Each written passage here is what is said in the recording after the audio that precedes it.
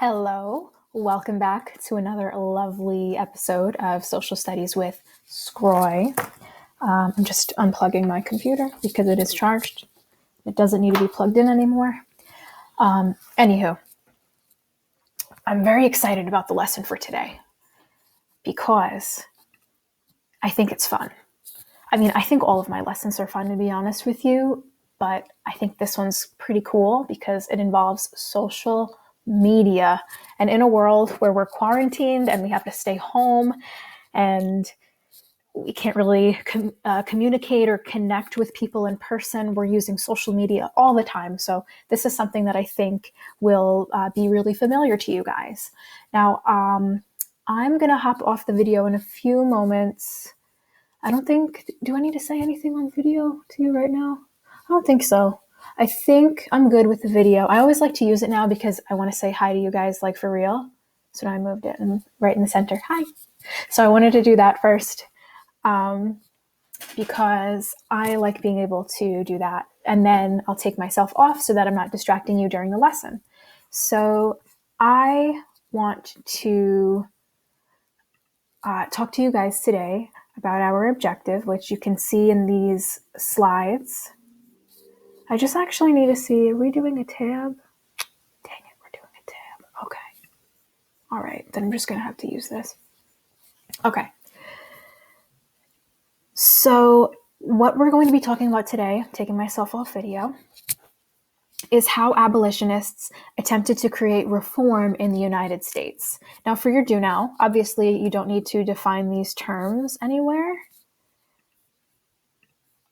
because they've already been provided to you. This was an old copy of this, so I'm going to change that, and I'm going to instead write key vocabulary for you. Yeah, there we go. So what we're going to be looking at today are a couple of key vocabulary terms. Only one of them is new. It's the term in your objective. The other three are review terms that we've talked about already. So the first term is reform. This is a general academic vocab term that means a change for the better. So when you are reforming something, you are seeking to improve upon something that already exists. So abolitionists are trying to improve upon the structure of the United States by getting rid of slavery, by abolishing it in the entire country and allowing formerly enslaved people to live a completely free and independent life. Right? So that's reform. The other three terms are content-based vocabulary. Abolition, we've talked about this before. It's the movement in the United States that's used to get rid of slavery in the entire country. An abolitionist is a person who supported abolition, and they were fierce opponents of slavery. They did not support slavery. And last but not least, the antebellum era. This is the period of time before the Civil War. So what we're going to be looking at today is an organizer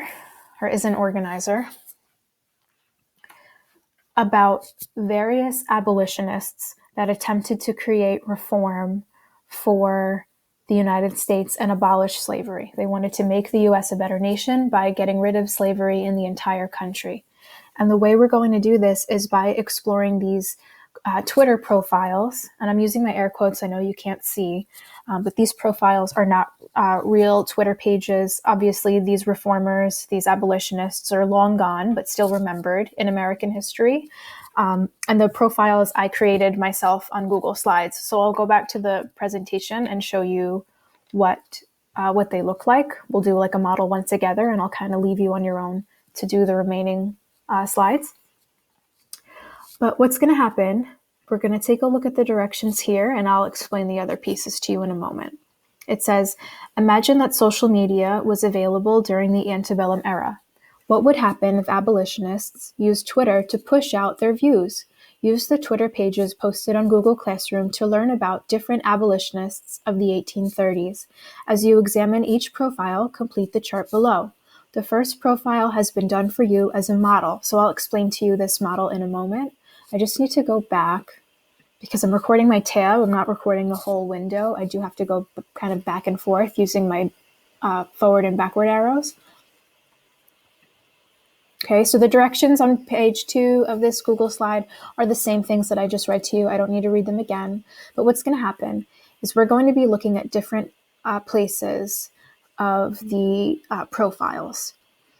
And in here, what we've seen on the left-hand side is our abolitionist's name. That's going to be on the left in bold. We have a photo or their profile picture. This underneath is their handle or their username. So when you're writing a tweet to, let's say, William Lloyd Garrison, you would go at WL Garrison, like, the username. And then underneath that is the information, the background knowledge or background information about this person. This would be their little bio. So when they're writing a little bit about who they are, that's where you would look. All right, that's where you're looking. Now, in the actual tweets themselves over here, this is where we're going to find information about this person's views on abolition and how they tried to achieve abolition in the United States as a whole. So this is where I'm going to go for a second section of my chart. So I'm just going to show you real quick. I have to hit forward again. But for the abolitionist's name in the column here, they're always provided to you. You don't need to fill that in. That's always given to you. Background information, let's go for 2 to 3 bullet points about this person. And then the next column, how did this person or people attempt to create reform in the United States? We want to look for the ways that they tried to push for abolition in the US. So what are they doing to contribute towards getting rid of slavery in the entire country? So I might write that note in for myself so that I remember.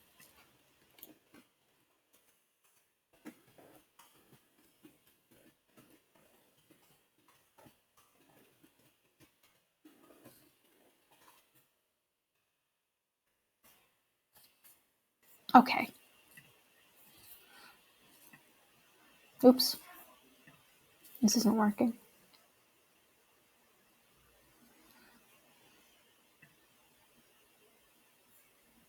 Okay, so I'm back at my William Lloyd Garrison Twitter profile. And I've taken some pieces of background information from his bio, right? He's from Boston, Massachusetts originally. So I've included that. I'm going to have to hit forward again. Sorry about this. But I've included that in his background information that he's from Boston, Massachusetts. So that's one piece there. And another piece of info about him is that he supported immediate emancipation or freedom for enslaved people. And I found that, I have to go back again. Here we go. In his first tweet, he says, "I call for an immediate end to slavery. There is no time to wait. The time is now. #abolition now. #immediate emancipation." So William Lloyd Garrison is a person who wanted slavery to be abolished immediately in the United States. He did not feel that it was in the nation's best interest to gradually wait and maybe free slaves from one state here and free enslaved people from another state there, and then maybe in the West. And he wanted it to happen all at once for all enslaved people at the same time. And he didn't want to wait for it. All right. So it wasn't a gradual process for him. Okay. Now, some other methods of William Lloyd Garrison, the ways that he tries to attempt to create reform or get rid of slavery in the United States, there's 2. The first bullet I have here is that he founded the Anti-Slavery Society in 1831. Oops, what's happening? So I would go into his Twitter profile. The second tweet, he wrote, "Thank you to all the new members of the Anti-Slavery Society. I am proud to be your founder." A founder is a person who is responsible for creating an organization or is the starter of something, right? So that's the person who created creates it. So he created that. So I would include that. And the next tweet, you'll notice it says, subscribe to The Liberator, Boston's first abolitionist newspaper. We must be heard. Hashtag free the slaves. So The Liberator is the name of the abolitionist newspaper. And I also have in his bio that he's the editor of The Liberator, right? I see it there too. So if he's creating this literature, right, this newspaper about freeing enslaved people, that's another way he's pushing for abolition. So you'll notice that the second bullet point pertains to that. It says editor of The Liberator, Boston's first abolitionist newspaper. Okay, so I'm going to model one more with you that I will include in this video recording, and then you'll have two more Twitter profiles to look at independently. So I have the next one here that we'll do together is Angelina and Sarah Grimke, or the Grimke sisters. And on your own, you'll be working on Frederick Douglass and John Brown. Okay, so again, with the independent component of this for the last two Twitter profiles, if you would like to, oh, oopsie, there's three. My bad. Sorry, guys. I said two, but there's three. You have Frederick Douglass, John Brown, and Harriet Tubman to do. On your own. I'll do Sarah and Angelina with you now. And if you at any point prefer to maybe FaceTime a friend, feel free to do so. You can also ask me questions on our live Google Doc or on Google Classroom. You can email me, or you can pop onto the video contact hours today if you have any questions about that. All right, so let's look at the Grimke sisters. Yeah. All right, so here's their picture. Maybe this wants to zoom in. I don't think it does. Okay. That was very minimal. Did you see that? Oh my goodness. Okay, now that's too much. But their picture is here. So they're twins. They have their bio underneath here. So let's look at their bio to get some background information about them. It says, born and raised in South Carolina, currently living in Philadelphia. We might be from the South, but don't mistake us for slave owners. So I might specify that they lived in the South. So I have to go forward again. Sorry about this back and forth stuff.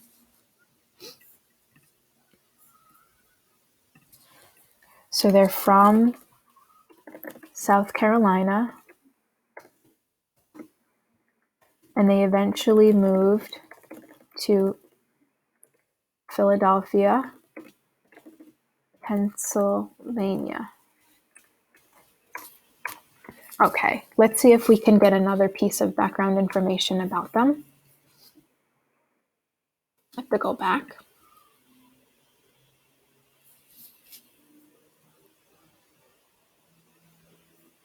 Okay. So this says, when you ask your parents for your inheritance early, aka they're enslaved people, and then you free them immediately, hashtag congratulations, you played yourself. So I'll explain that more in a minute. Let's keep going. Angelina is giving a speech at Philadelphia Hall. Hashtag don't miss it. Hashtag, oh no, that's not a hashtag. My bad. Don't miss it. Hashtag Sisters Against Slavery. And then the last one says abolition and women's rights. Why not both? Hashtag women are people too. So I think this last tweet would best serve for background information, because these two tweets talk about methods that they use to contribute towards abolition and the different actions that the Grimke sisters took. And this just speaks to their background. It doesn't speak to how the Grimke sisters are pushing for women's rights in addition to abolition. So I'm going to go ahead, go back to my chart, and write that in. So they supported both abolition and women's rights. Beautiful. All right, so I have my 2 pieces of background information about the Grimke sisters. Now let's look at how they attempted to create reform, or what they did to get rid of slavery in the entire country. So one thing would be is freeing their own enslaved people. So the first tweet speaks to that. What happens is that Angelina and Sarah Grimke ask their parents, who are slave-owning individuals, for their inheritance. An inheritance is something that younger generations or children will receive from older family members, whether that be parents or grandparents at the time of their death. But in this case, the Grimke sisters asked to get their inheritance before their parents passed away. They wanted their inheritance because their inheritance wasn't money. It wasn't jewelry. It wasn't like these nice objects. They were people. The inheritance were enslaved people. And that's to say that these enslaved people were not considered human beings. They were viewed as property to be bought, sold, and kind of passed down through generations. So if these enslaved people sort of lived and outlived the Grimke sisters' parents, they would automatically be considered property of Angelina and Sarah. Now, Angelina and Sarah get their inheritance early and then immediately emancipate or free their enslaved people. So that's one way that they're pushing for abolition, is by just saying, we're not going to own slaves. We're not going to own enslaved people. We're going to push for equality by freeing them. So I'm going to specify that. So one thing that they did, Grimke sisters freed enslaved people in their family after asking for their inheritance early. Their inheritance was enslaved people passed down from their parents. So that's one piece that we can specify there. Another piece is listed here in the second tweet. It says, Angelina is giving a speech at Philadelphia Hall. Don't miss it. # Sisters Against Slavery. Now, what you're going to notice is that these links are active links that you can click on and visit. So I'm going to just copy and paste that here into the tab so you can see it. It says, historical document, Angelina Grimke Weld's speech at Pennsylvania Hall in 1838. And you can see what the historical text is if you click on this document or that link. Now, you don't need to read this whole thing, but it's here for you so that you can sort of see this is where the text is from that particular tweet. You know, this isn't something that was just made up about her. This is something that is linked to her background, and we can prove it using historical documents.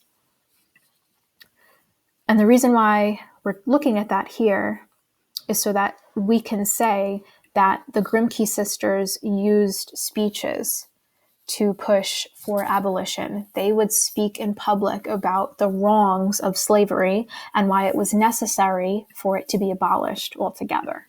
So how do I go back?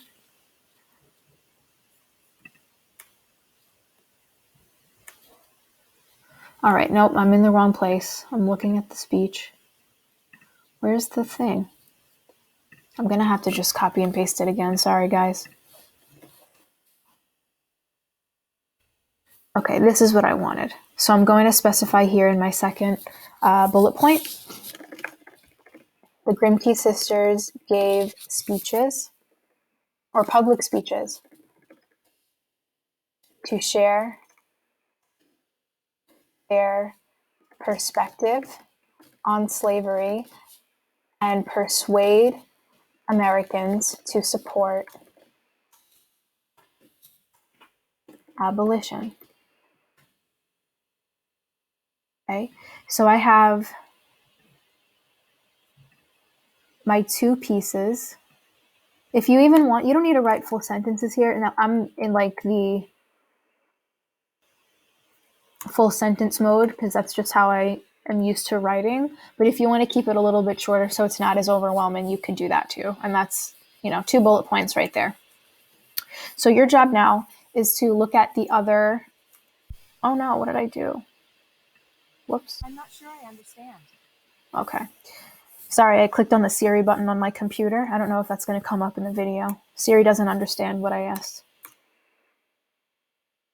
Okay. What you're going to do now is work on the remaining 3 Twitter profiles. You have Frederick Douglass, John Brown, and last but certainly not least, Harriet Tubman. And you're going to be looking for those 2 pieces of background information, 2 pieces of information to show evidence for ways in which these individuals pushed for reform, how they're trying to push for abolition in the United States. And these I'll double check your responses later on today. I'll take a look at what you have, and I will also provide you guys with some additional notes tomorrow. So if this is for my morning folks, you'll see the additional notes on Thursday. My afternoon folks, you'll see the additional notes on Friday in regards to these guys, so that you can kind of check your work and see what you should be changing, if anything. All right, so that's that. You're going to peruse through the remaining 3 profiles on the Google Slides. I am here to support you if you need any help with navigating them. You can email me, text me on Remind, send me, I was going to say send me an email. I just said that. Right in the Google Doc. You can join me for contact hours on Zoom later on today. All right, but I'm here for you. I hope you have fun with this lesson. I hope you enjoy it, and I will talk to you soon.